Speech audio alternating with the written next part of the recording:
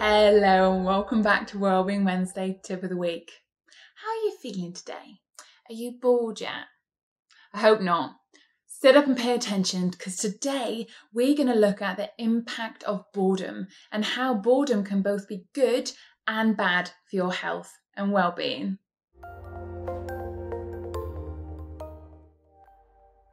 Dr. John Eastwood, a psychologist in York University in Toronto, explains that boredom is the aversive experience of wanting but not being able to engage in a satisfying activity.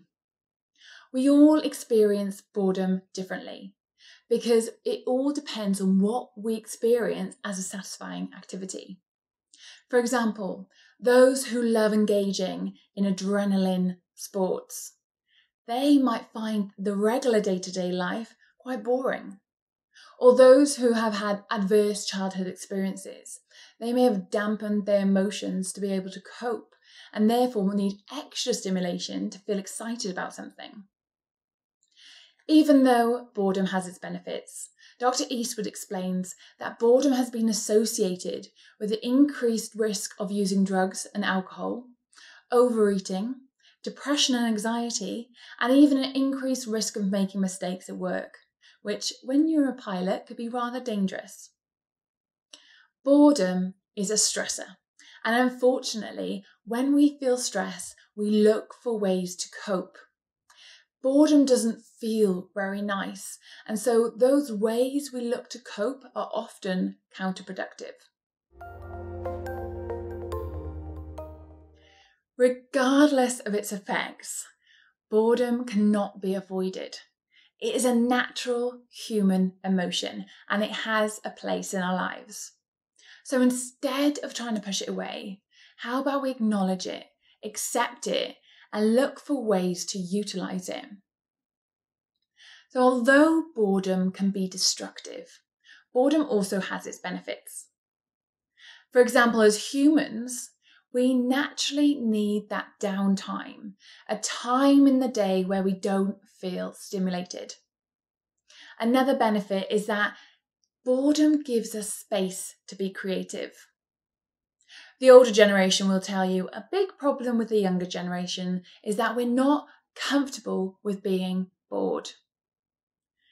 Instead, when we feel bored, we put on Netflix, we block it out. But back in the day, the older generation, they didn't have that option. When they felt bored, they had to look for creative ways to entertain themselves.